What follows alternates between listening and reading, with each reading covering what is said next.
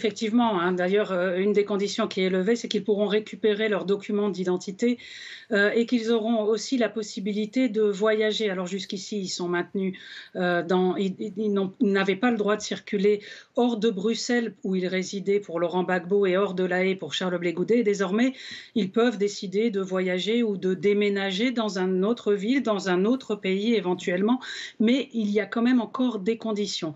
Et ces conditions, c'est d'abord que, s'ils veulent se déplacer dans un autre pays, il faut que ce pays compte parmi les 123 États qui sont membres de la Cour pénale internationale.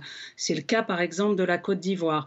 Et puis, il faudra aussi qu'ils en fassent la demande, hein, qu'ils en fassent la demande au greffe de la Cour, qui lui-même ira demander à l'État en question s'il accepte de les recevoir. Donc, il y a encore cette procédure-là qui fait qu'ils ne peuvent pas demain matin prendre leur voiture et partir voyager tout autour de l'Europe ou ailleurs.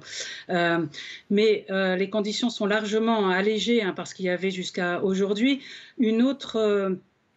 Pour les conditions qui restent maintenues, le fait notamment qu'ils ne peuvent pas s'exprimer au sujet de l'affaire qui est toujours en cours devant la Cour pénale internationale.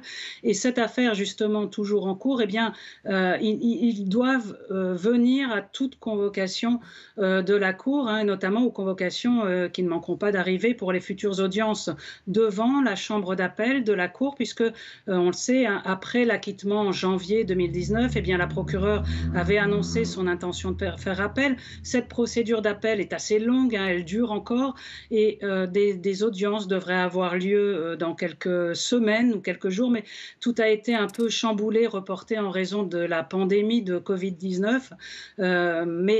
Donc les deux acquittés, hein, devront se présenter à la Cour à chaque fois qu'ils seront convoqués.